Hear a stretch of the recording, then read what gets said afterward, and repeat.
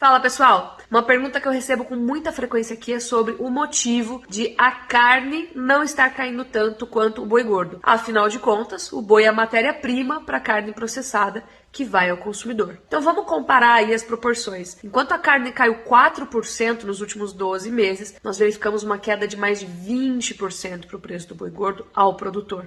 Ou seja, uma perda de valor muito maior. E por que a carne não tem acompanhado esse movimento? Então, vamos voltar um pouquinho no tempo para lembrar o que aconteceu entre 2019 e 2021. O boi gordo praticamente dobrou de preços em termos nominais, tá? E a carne bovina, na varejo, ela não conseguiu acompanhar, tá certo? O consumidor brasileiro, no meio da crise da pandemia, ficou desempregado, enfrentou inflação, e quando os frigoríficos, e as lojas de varejo, supermercados e açougues tentavam imprimir essa alta ao consumidor, ele ficava muito resistente e, obviamente, acabava partindo para outras proteínas que cabiam mais no bolso dele, como frango, suíno, ovos, por exemplo, algumas vezes o pescado, tá certo? Então o consumo de carne suína, por exemplo, subiu bastante no Brasil nesse período, de uma maneira compensatória ao que estava acontecendo com a carne. O preço do boi gordo subiu bastante por falta de oferta. Nós já abordamos esse tema aqui em outras ocasiões nessa coluna, nós falamos sobre o ciclo pecuário. Então faltava boi para o abate, tá certo? E, como consequência, a gente viu os preços subirem muito, se valorizarem bem acima, inclusive, da inflação. Agora o que acontece? Nesse período em que o boi subiu mais do que a carne, agentes de varejo não conseguiu imprimir essa alta, fica claro que eles perderam margem de sua operação. Obviamente, os supermercados,